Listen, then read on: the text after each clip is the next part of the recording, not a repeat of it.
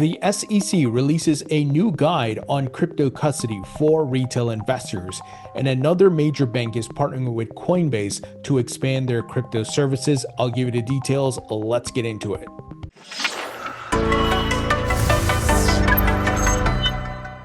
Hey everybody, welcome into the Thinking Crypto podcast, your home for cryptocurrency news and interviews. I'm your host, Tony Edward. On your way in, please hit that subscribe button as well as the thumbs up button and leave a comment below. If you're listening on a podcast platform such as Spotify or Apple, please leave a 5-star rating and review.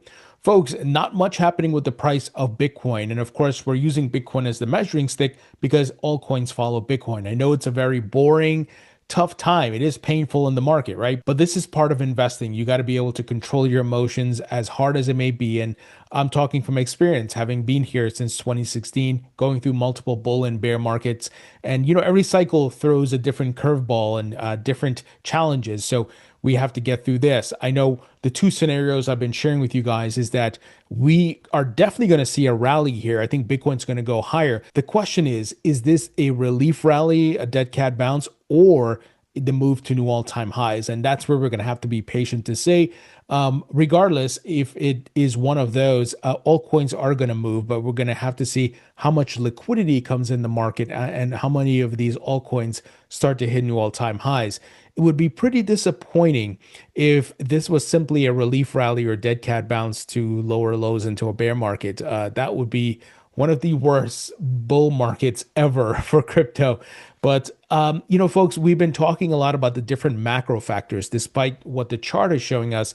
And that is, we are still in a macro bull market. We're seeing silver is hitting new all-time highs. I'm sure many of you who are tracking that are looking at that this week. It started hitting new all-time highs. Gold is on the move again. It is close to its all-time highs set back in October.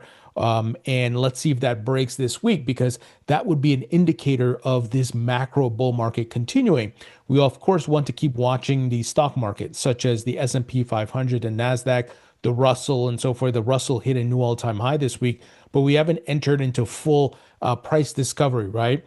But I think as liquidity starts making its way into the economy and markets from what the Fed is doing, they just started quantitative easing on Friday. So I think we got to give time. I don't expect anything towards the end of this month. I think come January into February, I think we start to see some action here. But until then, we're going to have to be patient and see how the market plays out. I hope I'm wrong. I hope, we get some sort of catalyst that drives the market higher, but I don't think so. So patience is the key here. Another factor I've been highlighting to you guys is that whales are accumulating again based on on-chain data. So Sentiment shows Bitcoin whales with wallets of 10 or more Bitcoin, they're starting to accumulate again. They were in distribution over the past 2 months. So this is a positive sign. We have some positive signs. And, on the topic of global liquidity, I know this has nothing to do with crypto, but Mickey Mantle baseball card could sell for $1.5 million at an auction.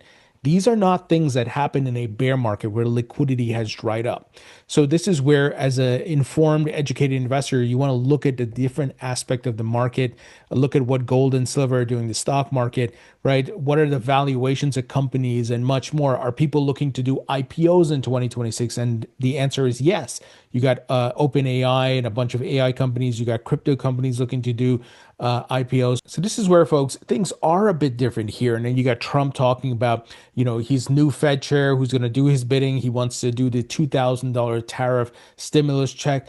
So something is different here. And I know that sounds cliche because people say that all the time, right? In every cycle. But the macro factors are different. The timeline has been pushed back because of the tariff situation.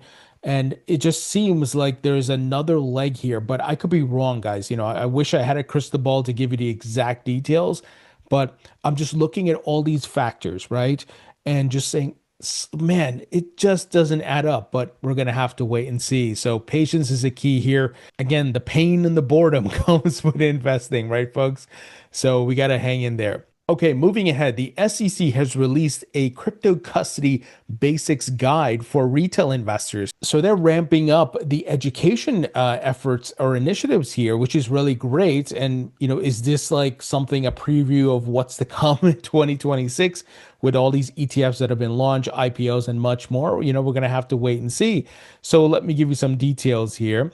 So, the US Securities and Exchange Commission published a crypto wallet and custody guide investor bulletin on Friday, outlining the best practices and common risks of different forms of crypto storage for the investing public. The SEC's bulletin lists the benefits and risks of different methods of crypto custody, including self custody versus allowing a third party to hold digital assets on behalf of the investor. If investors choose third party custody, they should understand the custodian's policies, including whether it rehypothecates the assets held in custody by lending them out, or if the service provider is commingling client assets in a single pool instead of holding the crypto in segregated customer accounts. Now, crypto wallet types were also outlined in the SEC guide, which broke down the pros and cons of hot wallets, which are connected to the internet, and offline storage in hot wallets. So it continues, but this is really great, guys. You got the regulator educating people. And again, is this a purview of what's to come in 2026? I don't know, but nevertheless, it is very good. Now, on the other side of the token, the CFTC has approved Bitnomial prediction markets in the US. They did this for Gemini as well. So they're giving a lot of approvals here and they're doing a lot of great stuff. Shout out to acting chair Caroline Pham. So Bitnomial Clearinghouse LLC received approval from the US CFTC to clear fully collateralized swaps, enabling its parent company Bitnomial to launch prediction markets and offer clearing services to other platforms. According to Friday's announcement, Bitnomial's prediction market will cover crypto and economic events alongside its existing Bitcoin and crypto derivatives products. The contracts are designed to allow traders to take positions on outcomes such as token price levels and macroeconomic data. So, guys, we're seeing these regulatory agencies giving massive approval and guidance for the crypto market. And a reminder, what the OCC has done just over the past 2 weeks, they gave conditional approval to 5 crypto companies, including Ripple, Circle, and others, to become national trust bank charters. They have given clearance to banks to participate in crypto trading transactions. So, I mean, you got the SEC, the CFTC, the OCC all doing amazing stuff. This is very bullish as we head into 2026. One thing I want to highlight, macro investor Raoul Pal replied to this news posted by Frank Chaparro and said, it's wild to see the markets not react. So it is a weird time in the market. You have some of the most bullish news, but yet the market is kind of like being held back, right? It feels like someone's holding back that parabolic phase. And that's what it feels like. It doesn't mean that that's how it's going to play out. And, I want to make sure I caveat these statements because I'm waiting for more confirmation on the charts and different things to see how this is all going to play out. Now, folks, this episode is brought to you by VeChain. VeChain is one of the top layer 1 enterprise blockchains out there. I'm a VET token holder. I have been since 2018. I'm very bullish on this project. They're getting a lot of adoption. A lot of enterprises are building on VeChain. They're building tokenized applications. They're building Web3 applications. And they're partnered with Dana White in the UFC. Earlier this year, Dana White said he bought $1 million in the VET token. And some of the great features of the VeChain blockchain includes it's scalable, secure, fast, compliant, and purpose-led. And folks, they're working with brands such as Boston Consulting Group, BMW, PwC, Walmart China, and much more. So you got to check out VeChain. They're doing some great things. Once again, I'm a token holder, so I believe in this project. So if you'd like to learn more, go to vchain.org. Link will be in the description. Now, folks, look at this news. Standard Chartered Coinbase deepen alliance to build institutional crypto infrastructure. We're seeing Coinbase's services getting huge adoption lately from JP Morgan. PNC Bank went live with their Bitcoin trading powered by Coinbase's crypto as a service platform. You got Citibank that's working with Coinbase, and here's Standard Chartered. So Coinbase, a very smart move on their part. We know BlackRock and some big institutions have been using them for a long time. So as part of the partnership, the duo will explore offerings across trading, prime services, custody, staking, and lending, the British multinational bank announced on Friday. Here is a quote: "We aim to explore how the two organizations can support secure, transparent, and interoperable solutions that meet the highest standards of security and compliance." Margaret Hayward Jones, global head of financing and securities services at Standard Chartered, said. The two firms said the partnership combines Standard Chartered's cross-border banking and custody expertise with Coinbase's institutional crypto platform. The goal is to develop an integrated suite of services that allows institutions to trade and manage digital assets within a secure and compliant framework. So the banks are all building on-ramps here for their clients, and not just retail, but institutional clients. So a lot of money is going to come into this asset class, and eventually that will be priced in, and the prices are going to go higher. Now, it's always the question of time, right? Timing.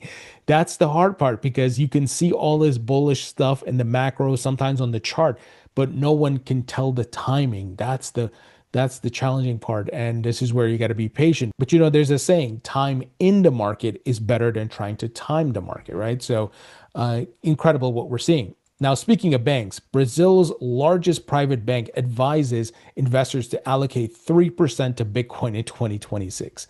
So we're seeing banks and the largest financial institutions around the globe telling people to invest in crypto, launching crypto services. It's pretty incredible. Now, I'm probably going to butcher this name, but Itaú Asset Management, if that's how you pronounce it, the investment arm of Brazil's largest private bank, Itaú Unibanco, has recommended that investors hold 1 to 3% of their portfolios in Bitcoin next year. In a new research note, Itaú Assets Renato Eid said that the global backdrop of geopolitical tension, shifting monetary policy, and persistent currency risks strengthens the case for adding Bitcoin as a complementary asset. He called Bitcoin an asset distinct from fixed income, traditional stocks, or domestic markets, with its own dynamics, return potential, and due to its global and decentralized nature, a currency hedging function.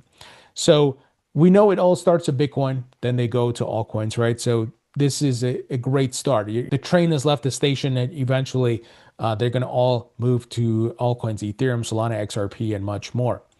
Now look at this. Yo Labs, or YO, literally Yo Labs, raises $10 million to scale cross-chain crypto yield optimization protocols. So the investing continues. The capital is flowing into the market, guys. So we are seeing a lot of investment. So Yo Labs has raised $10 million to expand its crypto yield optimization platform, Yo Protocol, across multiple blockchains. The protocol automates yield generation by rebalancing capital across DeFi protocols, factoring in risks, and offers access to various assets. The funding will help improve Yo Protocol's infrastructure and expand its reach, positioning it as core infrastructure for fintechs, wallets, and developers.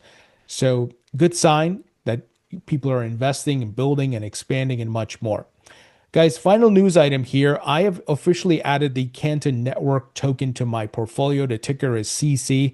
Now, as always, do your own research. Don't invest because I'm investing, but I always tell my followers, my listeners, and many of you that what I'm holding in my portfolio, right? So I'm letting you know that I added this token to my portfolio. So I've been highlighting the news and who's behind this. A lot of Wall Street firms are building. So I've been highlighting who's behind this firm. I interviewed the CEO of Digital Asset, the firm building this.